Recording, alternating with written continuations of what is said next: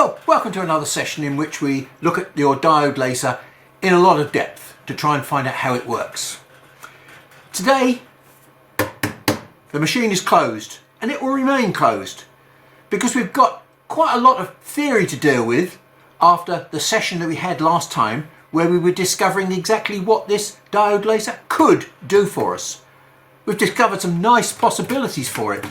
So what I've got here is my set of art pens, and what I've got here is an artist's pad. So I've got all the kit to be an artist, but I lack two things. One, imagination, and two, talent. So for some reason everybody wants to utilize their diode machine for drawing pictures, and I've been through the same process and I've produced some pretty crummy pictures in my time that I thought were good at the time. And as an engineer, what do I know about art? I've probably told you the story before about my art teacher when you've seen some of my dodgy diagrams that I produced. He said to me, "Sadler, become a plumber." You know, I was old enough to read between the lines even then. Now I'm guessing that probably 95% of the people that use diode lasers don't use the software that's provided with their laser machine. They've gone over to LIGhtburn. And LIGhtburn is a fantastic piece of software. I could never recommend it too highly. There's an amazing graphics tool set within LIGhtburn. Those graphic tools are like my pens. Yeah, you can use them, you can draw with them, but not very well. You're not using them to the full extent. And that's the same with LIGhtburn. You can use those tools, sort of, but you're not exploiting them to their best capability because you don't understand what those tools really are. So today, I'm going to try and take you through the background of digital graphics, and that will enable you to use those tools in a much more competent manner. Okay, well here's a brief summary of the sort of topics that we're going to be covering today. What is a digital image? 2D bitmap? Pixel? How big's a pixel? What's resolution? The difference between PPI and DPI? How does resolution affect image quality? And then the relationship between resolution, which basically is PPI or DPI, and physical size.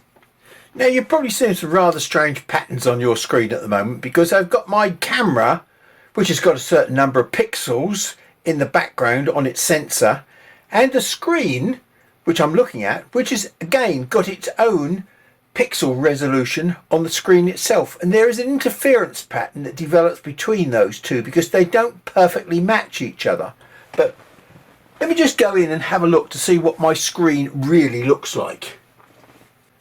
So there's lots of little teeny weeny illuminated squares on that screen, and where there's no illumination, the light is turned off, you have black lines. So as you can see, this is an Excel spreadsheet. I've got a series of columns that are all defined by characters down here, and I've got a series of rows that run across this way which are defined by characters down this side of the screen. Now let's assume that these squares that are on here, look, one of these is a pixel. You can have that pixel made up of 10 by 10 screen pixels. That's your image pixel, not the screen pixel. So image pixels and screen pixels or display pixels are different when it comes to looking at a monitor. But when you come to look at an image, there's only one pixel size, and that's a pixel size that you define. And that's what we're showing on this screen here, the pixel size of that cross. But when it comes to defining the image, it says, right, I want you to illuminate 10 of those pixels and make them black. And I want you to illuminate 10 of these pixels and make them black. So the mapping that's on the screen here maps every single pixel. Millions and millions of pixels that are on that screen, they're all mapped with little coordinates just like a spreadsheet. So all of these pixels are on because they're white, just like turning the light switch on. And those that are turned off, which are these ones, are black. We've started to tackle the first three parts of those in a very simple explanation. The only thing we haven't described is what is a digital image? Well, a digital image is a representation of an analog image. And what's an analog image? Well, an analog image is what you see if you go to an art gallery and you see a painting. The colours on that painting move seamlessly from one colour to another colour. There is no edge to the colours. Now, even if this fantastic picture here was on the wall of a gallery and somebody's taken a photograph of it, the photograph is a digital rendition of the analog original. The paint would run seamlessly from yellows to browns to whites to blacks, but in this instance, if we zoom in, look, what we find is the colours are not running seamlessly from one colour to another. We've got little pixels here, which are the pixels in our image, not the pixels on the screen, because remember, the pixels on the screen are still the same size. It's the same screen. All we're looking there is at pixels in the image, which I've zoomed in on to make the pixels look bigger. So how big is a pixel? Well, it can be as big as you want in terms of presentation, but the resolution of that picture has not changed just because I've zoomed in on it. It is what it is, and we'll talk about resolution in a moment. But what you can see there are the pixels that have been digitized, but every one of those colors on this screen has got a different number, and that's what the computer is busy displaying. We're not going to get into color because we can't do color with our laser machine, so we'll move on to that subject a little bit later on. But there's a digital image as opposed to an analog image. Remember, little blobs of color, which when you put them together, although they're completely different colors, what you see at the end of it is something that your eye cannot detect. And so your eye is continuously telling you lies about the world that it sees. It takes averages. So there's our 2D bitmap of an image. So I happen to be using Photoshop here, but there are many other imaging softwares that will enable you to do and see the same sort of things that we're going to show you on this screen here. Now, one of the things that I can show you is the detail, the description of that picture. So that lovely high resolution picture on the screen there is made up of pixels, little coloured pixels that join together seamlessly that your eye can't see. And how many pixels are we looking at? Well, in total, you're looking at 15 million pixels in that image to 254 pixels per inch. Well, let me just do a quick calculation. 1 inch in terms of millimeters happens to be 25.4. Okay, now if I divide that by 254 pixels per inch, we get an answer of 0.1.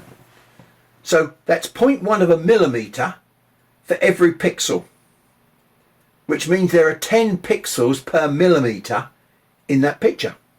That's a number that I'm going to be using a lot, because from practice I'll tell you that that is a doable number as a possible resolution for an image. The number of dots that you can put down onto a piece of material. Pixels per inch is what you see on the screen, and dots per inch is what you can physically make on your material. And you'll notice now that the image is roughly 29, say 300 millimeters by 185, the size of a piece of A4 when you turn it onto its side and it becomes landscape mode. Just to give you an idea of what the physics of that picture really is. And you will note that this has got 15.5 million pixels in this picture. So I've parked a frozen image of the details of that picture, and now I'll go to a live image. Okay, so we've got the same information here and here at the moment. I wonder what's going to happen if I change this image to 25 pixels per inch. It's a much coarser, lower resolution picture. So we change this to 25, and there we go. Has it changed the quality of the picture? It certainly hasn't. But let's have a look at the specification for that picture now. And there it is, look, 25 pixels per inch. Okay, so what's changed? Do you remember this picture was roughly A4 size, roughly 300 by 200 millimeters. Okay, what is it now? It's 297 by 188. But they're no longer millimeters, they're centimeters. So this picture is now 10 times bigger than it was before. It doesn't show that on the screen there because the screen is able to adapt its ratio of screen pixels to image pixels. So you basically don't see any difference. We've still got 15 million pixels. 15 million pixels. So we haven't changed the resolution of the picture. Okay, even though it says apparently here the resolution is 25 pixels per inch. If you stood 100 meters away from this picture now, it would look like that. If you walked up close to the picture, it would look very, very coarse and blocky. The pixels are now 1 millimeter square, and that would be very obvious to the eye. Whereas at 254 pixels per inch on a small image, the pixels are so small that you can't actually see the pixels, and you get this averaging relationship that your eye does. Now, I can make that picture how you expected it to be by resampling the picture. As if I go back to the original size here, 29 centimeters, just roughly 29 centimeters say. We've now put that picture back to A4 size, but what I've done, I've now reduced the resolution from 254 pixels per inch to 25 pixels per inch. So I've made it a tenth of the size. Now look what happens. Look, we could almost count the pixels in that eye. 1, 2, 3, 4, 5, 6, 7, 8, 9, 10 in the width of the eye.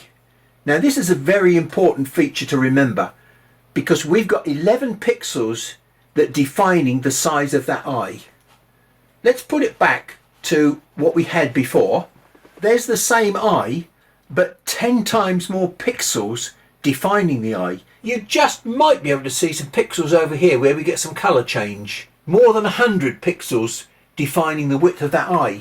So if you can get 100 pixels to define the eye, it becomes a more detailed image than if you get 10 pixels defining the eye. That's the essence of resolution and picture quality. So that picture is the sort of thing that you would see in a glossy magazine. 300 ppi is all they use for the quality of images. They don't use 1000 ppi images. You can make an image on the screen that is 1000 ppi, but you can't put 1000 pixels per inch down onto your material. Now our laser machine cannot work with a coloured image. All we can do is burn black lines. We can make the colour of the black lines fainter or darker. We can turn them into sort of shades of brown.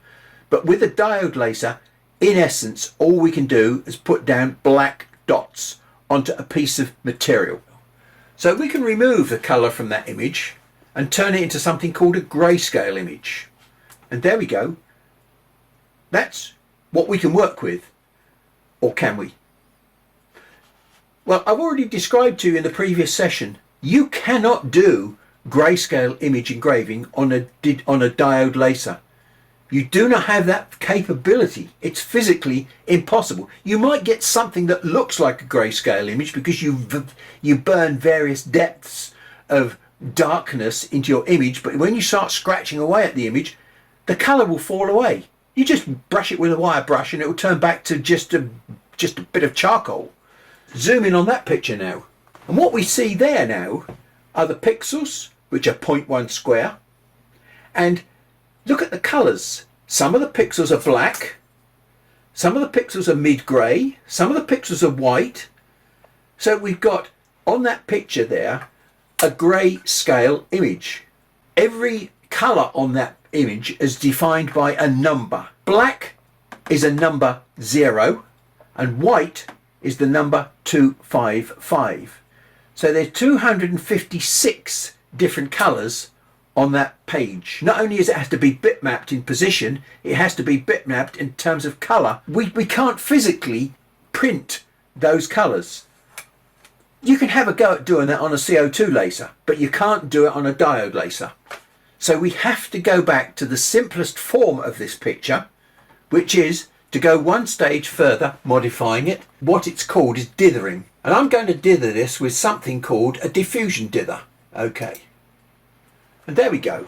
Now, look what I've done. I've converted all those greys into different patterns of blackness. There's black pixels on there and white pixels. That's it. And that's the way that newspaper print works. Black ink on white paper. Remember, I haven't changed the resolution of this picture. These pixels are still 0.1 of a millimetre square. All I've done is removed the colour and I've converted it from grey to just black and white. So let's zoom out and see what our picture now looks like. It's no different than it was before. Why not? Because your eyes cannot see pixels that are 0.1 millimeter square. As I keep pointing out to you, your eye just has not got the ability to focus in on the detail of that picture. It sees the average. So when we convert this from grayscale to a dithered image, it doesn't look any different to our eye, okay? But all of a sudden what we've done, we've converted this picture from something which cannot be reproduced on your diode laser. We've changed it to something very simple. Black and white dots. Now before I take this picture into LIGHTburn and turn it into a coaster, let me go through the process of what I would do before I ever go near LIGHTburn. I want to shrink this picture down to fit onto a coaster, but I still want to keep 100 ppi in the eye. I don't want to lose the quality of the picture. I want this picture to remain exactly the same quality, but as a coaster.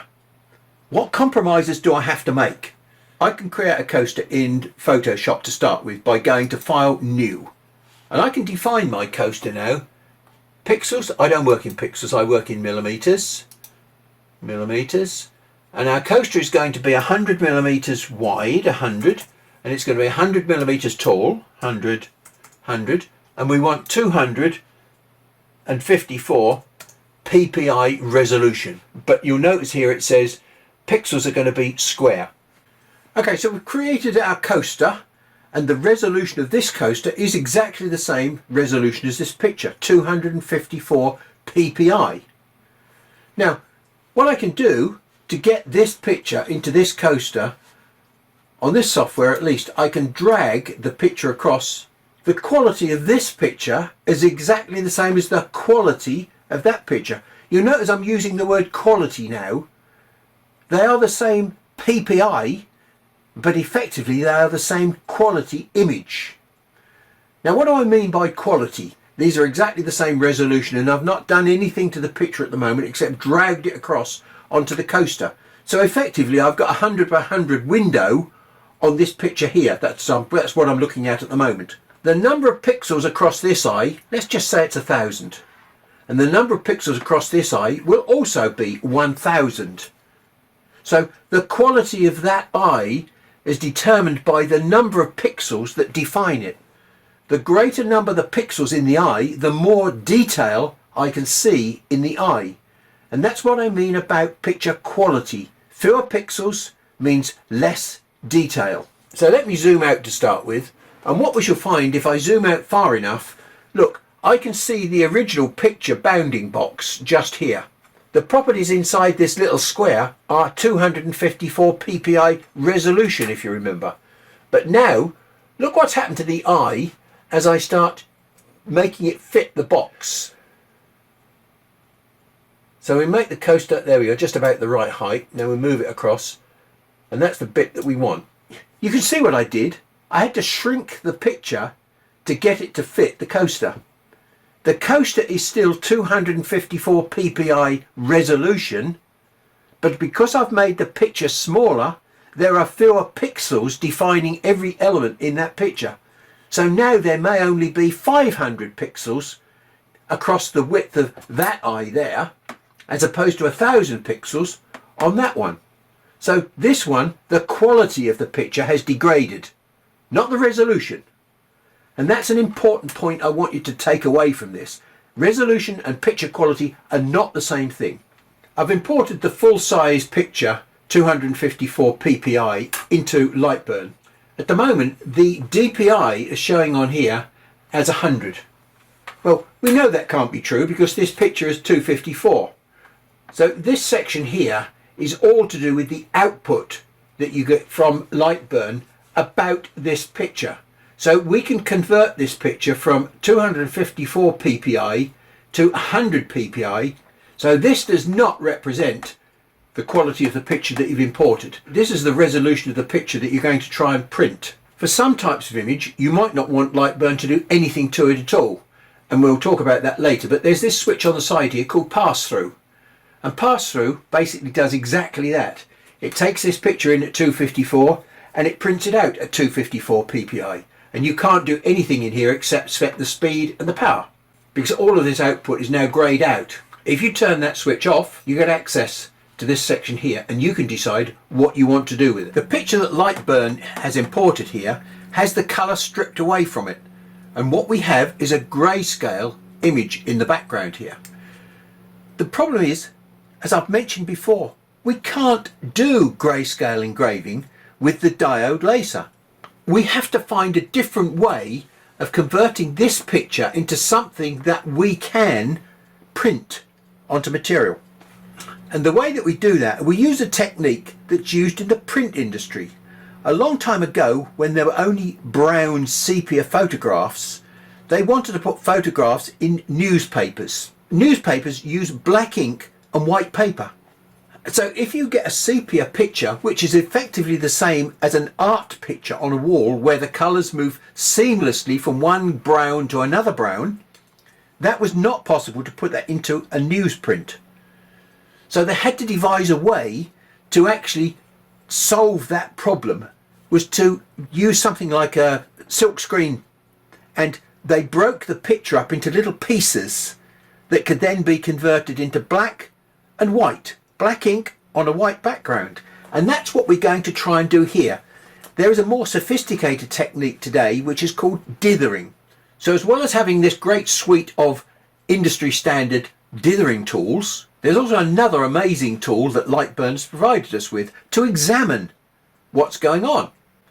So if I right click on the picture, I've got something here called adjust image. This is an amazing tool both for you to use and for me to show you how it all works. Now, you must not underestimate this tool. It's extremely powerful, and you should be using it all the time to understand how you are affecting your output when you make changes to the picture. Let's start from square one. First of all, this was the original at 254 ppi, and this was the output which was planned to be 100 ppi. Well look, if we look down here, the output image is clearly stated as 100 ppi. Just zoom in on the eye. You can see all the pixels here because this is 100 ppi. You can't see the pixels here because this is 254 ppi. We can now go to this bottom corner DPI here, and we can modify the DPI in here to match what we want, which is 254 output. Okay, and then we'll have to go through this exercise again. So now when we check the number of pixels here, they will match the number of pixels here, and we shall see that we've got 254 ppi. If you look carefully, it says 254 dpi. So this predicts the dots per inch, not the pixels per inch. And just down here, we've got our image mode, which at the moment is set to grayscale. So it's sending this out as grayscale to match the input, which is grayscale as well. We just decided we can't have grayscale output. We've got to have something else. So we'll look at these industry standard dithers and see what they do. Well, the first one on the list is something called threshold, and look what that's done to the output. The eye is a very good point to look at because it shows you exactly what's going on. You've got lots of very fine tonal details here with hairs and changes of just slight changes of grey in this area here. So how do we get from this pattern to this pattern? Well, the answer is mathematically. Every one of these pixels on here has been looked at and a mathematical decision has been made. In this case, it's a very simple mathematical decision. We've got grayscale, which runs from white, 255, and black, 0. Well, halfway between those two numbers is 128, and 128 is mid-grey.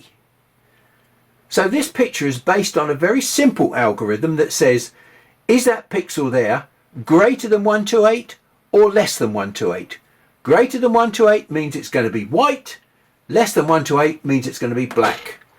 And that's it. Every shade of grey pixel on that picture there has been converted one at a time, either a black or a white pixel. And this mathematical calculation is called an algorithm because it just repeats the same process for every pixel again and again and again to produce this end result, a modified picture. So every item on this list here is a mathematical calculation called an algorithm, which works out what that pixel should be, whether that pixel there should be black or white. Now, they all use different mathematical calculations to answer that question. Some of them are very big calculations, which are not just based on the pixel, they're based on what's around the pixel.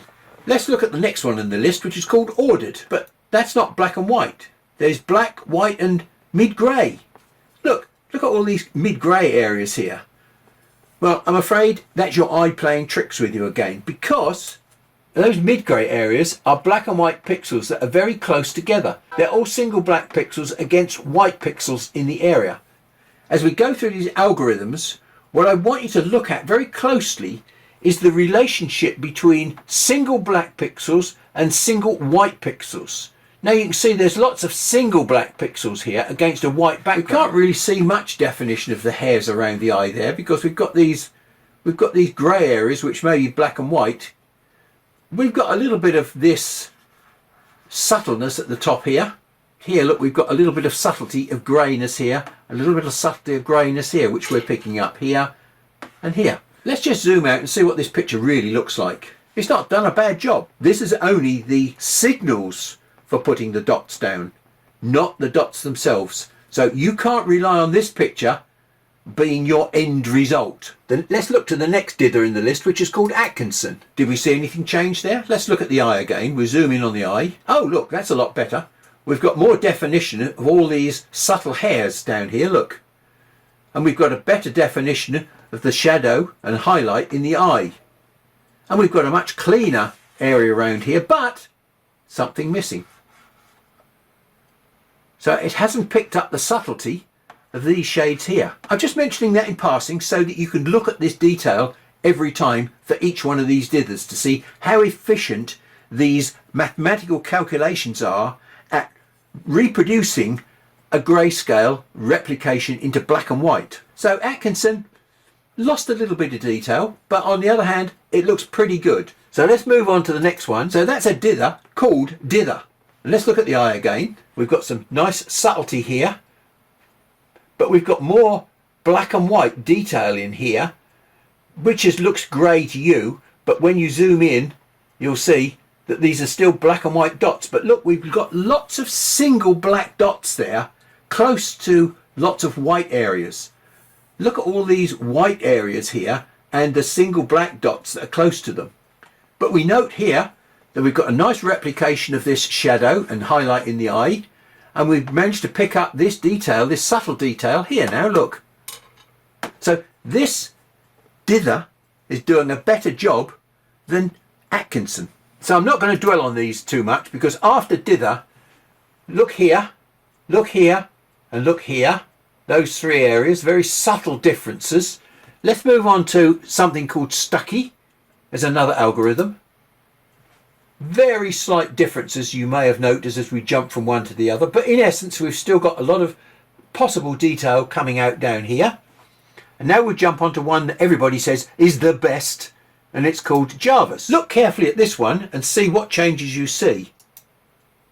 Virtually nothing. So dither, Stucky and Jarvis, the mathematical calculations result almost the same quality of conversion. Let's go on to something we mentioned at the beginning of this dithering session, and that's newsprint.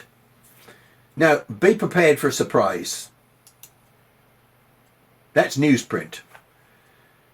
Now this is still 254 pixels per inch. We'll zoom in and I'll show you what's going on. You can see the pixels just here. Okay, look, there's a single pixel there. That is a 0.1 pixel. Okay, but you can see what they've done with this algorithm.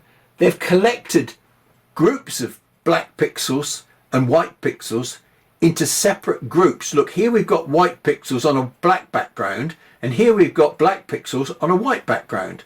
And they change their size depending on how many pixels they put into a blob. Instead of 254 ppi, we've turned this image into something like about 60 or 70 blobs per inch as opposed to pixels per inch. And you think, well, that is absolute rubbish, isn't it? That's going to produce a terrible picture. Trust me, it's actually not as bad. So that's again your eyes tricking your brain. This in its own way, although it looks crude, has actually got some really positive advantages for using with a diode laser. And then we go on to something else, which is a variation. It's called halftone. Well, immediately you can see here that it looks as though it's a piece of material. It's a bit grainy. But that's because when we zoom in again on the eye, you see it's the same but subtly different. But overall it's doing a pretty reasonable job. That's not a photo replication, but it is a pretty good copy of the photograph. And then finally we've got this thing here called sketch, which really I oughtn't to be talking about because I don't know why or what that's all about. I mean, first of all, it produces a negative image, which you've got a switch down here, which allows you to turn it into a positive image. But even so, I mean, that looks like something that a 3-year-old has drawn. So that's an amazing set of tools that LIGhtburn has provided for you. And I hope you've seen how you can use them to your benefit. You can choose one that suits you. So in addition to these dithers, LIGhtburn and many other softwares are also providing with all these lovely tools down here, because everybody knows that to get a decent quality output from your laser machine, whether it's a CO2 laser, an RF laser or a diode laser, you have to modify the picture to finish up with a good result. So what do? You grab hold of the brightness control and the contrast controls, and some people will call this, you make it pop. So if we take the contrast too high, we start losing some of the quality of the hair. The detail disappears as you take the contrast up. Well, brightness does the same sort of thing. Look at, and then let's look at what gamma does. Gamma, well, if you take it one way, it makes it darker. If you go the other way, oh, it makes it lighter. Well, look, that looks just perfect. First of all, am I going to print that? Well, the answer is probably no. But why did we lighten that one to make this one? Okay, this is a little bit more complex. As we've been looking at these various algorithms for converting grayscale into dots, I've constantly kept mentioning, look at those black dots, because pixels look like this. Black pixels and white pixels. This is a nice checker pattern so you can see what's going on. Now, if you were looking at this from a distance, well look, we've got 50% of this pattern as black and 50% of this pattern as white. So your eyes would perceive this as mid-grey. But of course, one of the problems with our laser machine is we don't produce square dots. We can only produce round dots. At 254 ppi, these pixels happen to be 0.1 of a millimetre square. According to your diode laser specification, you can comfortably produce something less than 0.1, 0.06, 0.07, 0.08. They're the sort of typical specifications for spot size. Well, here we go. Look, we're producing spots. Now, these spots here are the equivalent of these squares. These are 1 millimetre squares, so they're 1 millimetre by 1 millimetre, which is 1 square millimetre area. And this is a dot, which is 1.1-ish diameter. It's bigger than a square, but hey, look, if you try and circle inside a square, there's still some bits on the outside. So in terms of area, this is the same area, slightly bigger at 1.1 than the square. But when you put these down as a pattern, the ratio of black to white is the same as in this pattern. And that's the important thing that I keep stressing, the averaging effect of the eye. Your machine, do you know what it can really do? Now, as I've demonstrated in previous sessions, this spot size that the manufacturer claims is a fictitious thing. It doesn't really exist. So what can your machine actually produce as a spot or a dot on a piece of material? The chances are that it can't do this. Look, I've drawn a 0.2 dot here as opposed to a 0.1 dot here. And look what happens when I draw those on top of my 254 ppi resolution picture. How much white have I got in that picture? The answer is none. So you can't produce that picture with those dots, and you've obliterated the white, so that will look black. And that's the fundamental problem with photo engraving. And now there's another issue that stops you producing dots. And that's something that's built into the software that controls your machine. For example, LIGhtburn. In the background here, we can see the pixels, which is 0.1 of a millimetre apart. LIGHTburn is going to convert all those little white and black pixels into on-off signals for your laser. Let's say that somehow, magically, your machine can produce what the manufacturer says, and it can produce a spot which is, let's just say, the same size as the pixel, 0.1. So what's going to happen is LIGHTburn will come along and it will say, right, now I want you to turn the laser on. And at the moment it turns the laser on, look, we put a spot down. And then it carries on, burn, burn, burn, burn, burn. Now stop, turn the laser off. And of course when it turns the laser off, the spot is now there.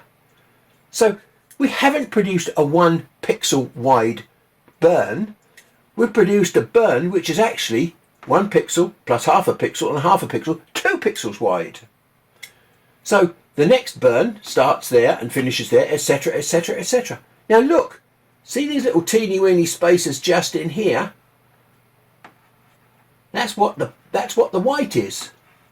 So again, you've obliterated 95% of the white. You will always tend to produce sausage-shaped dots because of the way in which your machine works.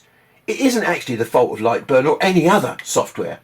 It's just that they switch on at the beginning of a pixel and switch off at the end of a pixel. The guy that wrote the software for LIGHTburn recognised this problem at an early stage, and he decided the sensible thing to do was to truncate half a pixel off of every pixel. But hang on, if you truncate half a pixel off of every pixel to stop the overhang problem, this pattern confused him for a little while because we could get no pixels on the bottom line because he'd basically truncated every single pixel. If you look at your current version of LIGHTburn, you'll find that there's something here called dot width correction. Well, you may not understand what that really means, but I've just shown you what that tries to do is correct sausage-shaped dots. Instead of truncating half a pixel, it can only truncate 0.2 of a pixel. So it reduces the sausage shape, it doesn't get rid of it. There are many bits of software available, including LIGHTburn, which purport to allow you to modify your image so that it is suitable for laser engraving. Well, 2 problems with that. Number 1, they don't know what your laser machine is or what it can do. So how can they promise to do that? At the end of the day, it's all down to you and your eyes that will determine the quality of the picture that you finish up with.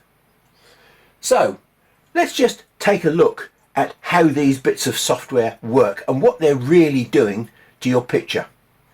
Now, although photo replication is quite difficult to do with the CO2 laser, it is possible. But there are lots of big companies like Epilog and Trotec that don't really understand how photo replication really works. They much rather go for photo engraving as a technique, but they use their own pieces of preparation software. Now, preparation software immediately tells me that you're not going to use 1 dot equals 1 pixel, which is the philosophy that I adopt. If it shows you pixels on the screen and you can put exactly the same dots down onto a piece of material, you've got photo replication. There are many pieces of software out there, including LIGHTburn, which allows you to, what they call, prepare your image for laser engraving. What does that really mean?